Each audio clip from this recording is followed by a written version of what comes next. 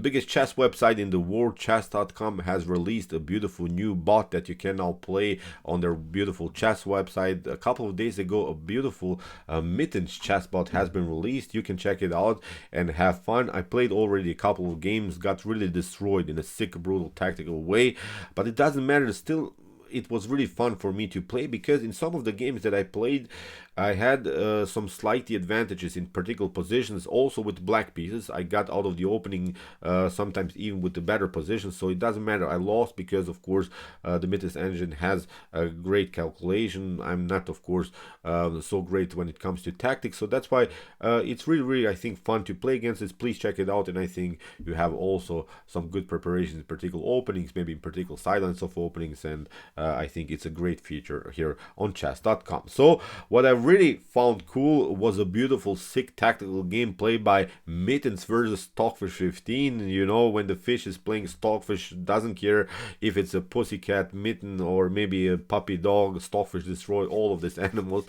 Stockfish doesn't care. Stockfish doesn't care if it's a dragon or if it's a female. Stockfish is destroying really all of them. Be prepared. This is simply sick, brutal chess again here by the fish against this new bot, this beautiful Mittens bot. So let's see now the game. Mittens opened here with the move d4. We have now the move d5 by Stockfish. We have now the move c4, and after move c6 we have now the Slav defense. And here Mittens continues, of course, with normal development. Knight to f3, knight to f6, and here after move e3, here Mittens is announcing already a positional game with the move e3. This is now the so-called quiet variation of the Slav defense. I'm not a big fan of these lines. It is playable, of course, nothing wrong with it, but what I don't like is always that you're locking out your Dark bishop. The Dark bishop of white is simply paralyzed by its own pawn structure.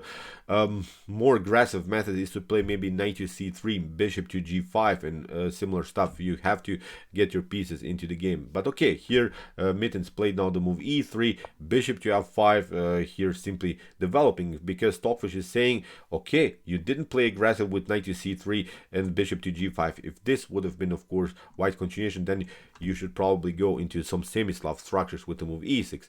But here, when you play passively, I'm going to play actively with my move bishop to f5. In the continuation, now Mittens plays knight to c3, and now comes e6, simply building this healthy pawn structure in the center of the board, really firm grip in the center of the board, and also building this beautiful pyramid on light course. But now comes the actual idea of this quiet variation of the Slav defense from white's perspective. Knight to h4 has been played by Mittens, hitting the bishop, of course. The bishop is now chased away by this knight, but also by the knight on c3. The queen is controlling g4, so basically your bishop is trapped. You will lose it, but it doesn't matter, I think, in these types of structures, because in many of these occasions your light bishop with the move e6, it's locked simply on c8. So you get it out, okay, you get rid of it in a couple of moves, but at least it's not paralyzed by its own pawn structure like this bishop on c1. Now you see the white is continuing still the game with his bad bishop on c1. So in the continuation, bishop to e4 was played.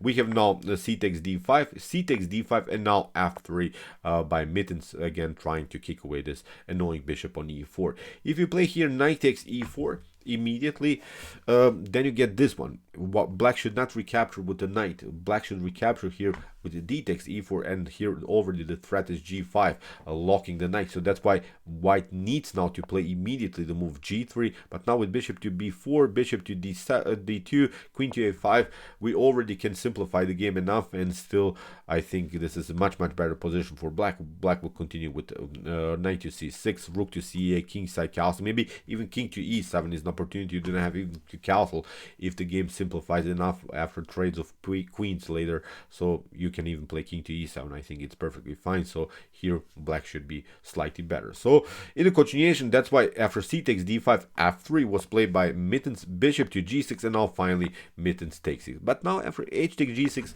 we have new positional problems here in white's camp. Now the bishop will come on d6 and will hit the pawn on h2. There are several dashboard problems. If you improve the dashboard problems here with the move f4, then of course you leave also the e4 pawn unprotected, and the pawn structure is symmetrical, and I don't think that this is one of this position where the bishop pair is so important, because I don't see where are you going to break this position, because the bishops left, of course, dynamic position, asymmetrical pawn structures, when the pawn structures don't have a symmetry like this, when you maybe can break and enter somehow. The only move that I see maybe for white that white can break in the center is, of course, the move e4. But you see now how risky it is to play this move, because here actually Mittens goes for this e4 move, because that's something that you're supposed to do when you have the bishop here. But in my opinion, this is simply not working, because now look at this, the d4 becomes now huge tactical and positional problem. Knight to c6, simply continuation here by Stockfish.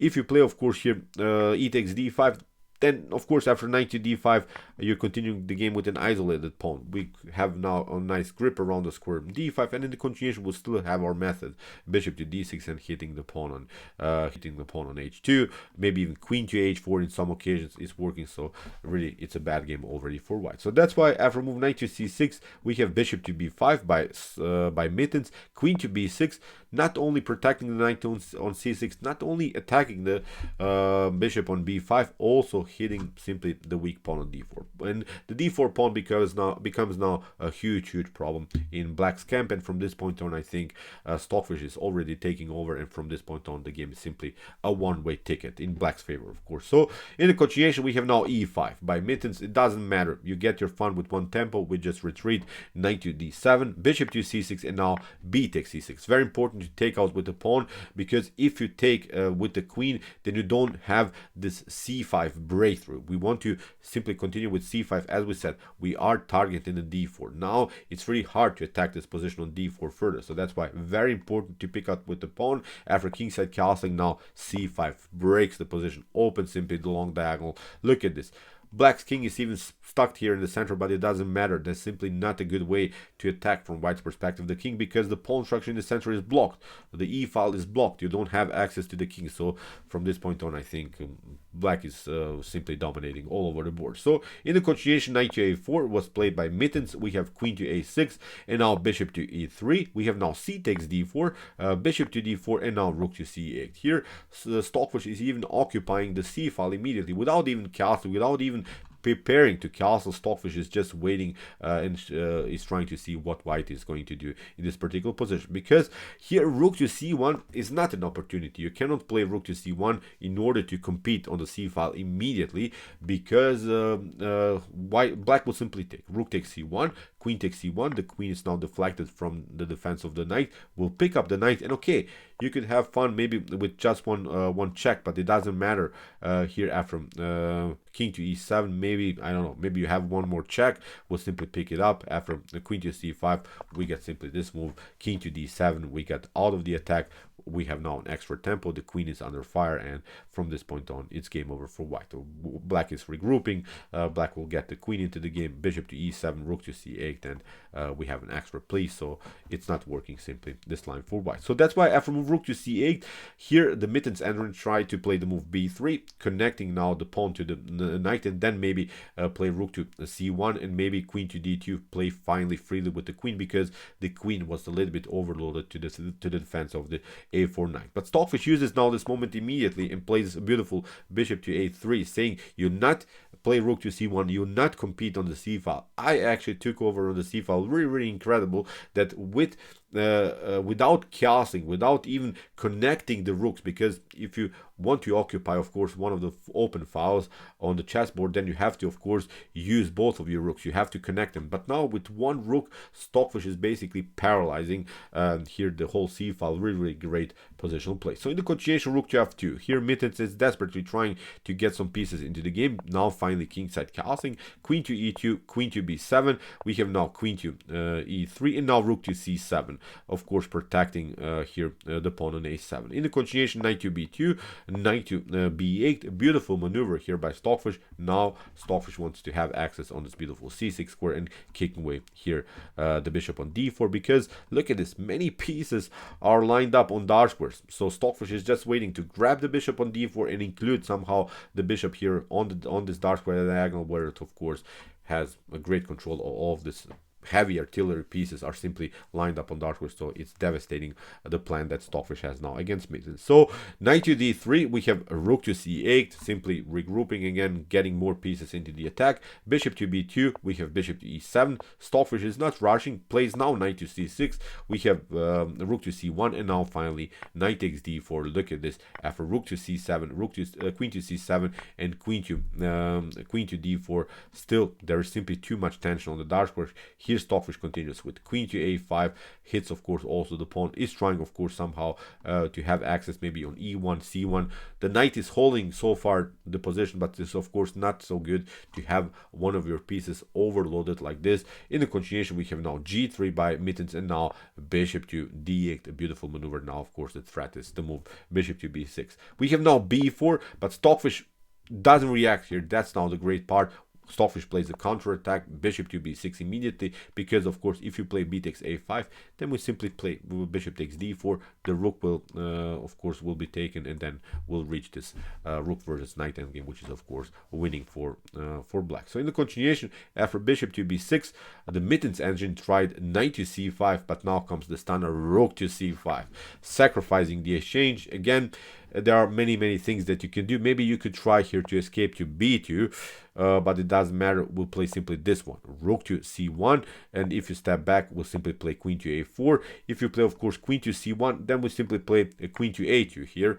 Again, we'll simply trade off more pieces, and we would reach, at least in the worst case scenario, we would reach this endgame where we have maybe a passer on the d file. We'll just move our king here on this route, and we'll pick up probably also the b4 pawn. So it's of course completely winning endgame here for black. So that's why after move rook to c5, here queen to c5 was played.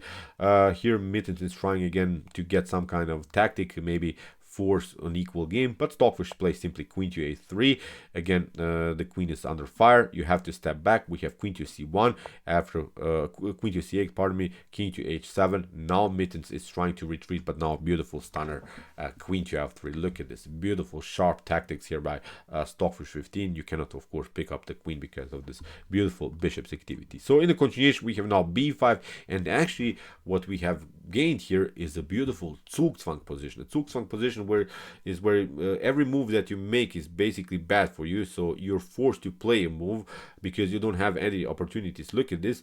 Now after move b5, Stockfish is just staying on this diagonal, plays now bishop to e3. Here the Mittens answering is trying maybe to do this kind of a tactic, forcing maybe this kind of a line, and then of course still after the rook to f3, of course white is winning, but of course Stockfish is not stupid, plays now simply d4, is keeping everything glued together, is keeping everything compact. Now the bishop on e3 is protected, and we have now really reached this beautiful Zugzwang position. There's simply no good move here for white. In the continuation, Mittens tried a4. Stockfish plays now d3. You cannot pick up, of course, the pawn on d3. You're getting destroyed on f2.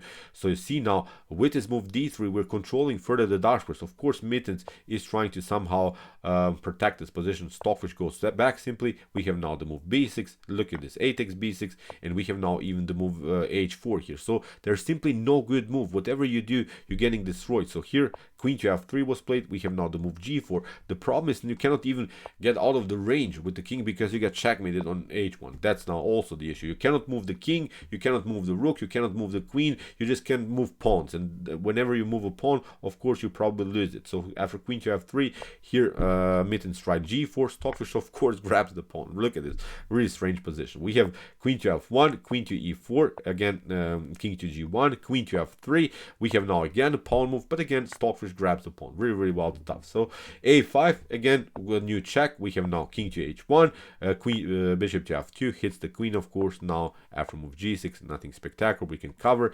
Now here Mittens is trying to simplify the game by trading off the queens. Stockfish gets out, king to h2. Now simply d2, a promotion of a new queen, now a check, and here after move queen to h4. This was a beautiful checkmate. So incredible game, I think. Really beautiful tactical game here by the fish. So still the fish is of course the boss in the world. I couldn't expect of course less. I'm sure that this bot can be improved, and I'm sure of course that the Mittens chess engine is strong, and but of course Stockfish is simply chess from another dimension. And as I said, please check out this Mittens bot. It's really fun to play against it. So as I said, you see it's sort of a human-like play. It's almost like you're playing against strong grandmasters. So I really enjoyed it, and I suggest you to do the same. So okay, I hope that you enjoyed this game. I really enjoyed it a lot. Interesting ideas of the quiet variation of the Slav Defense. If you want to see more top engine games like this, check out my comment chess games played by computers, with some more sick brutal games played by the fish, played by Stockfish, Alpha Zero, Lila Zero, Dragon Engine, and many more. And if you like this content, don't forget to subscribe to my channel. See you soon with some more videos, and what to say, chess is the best, of course.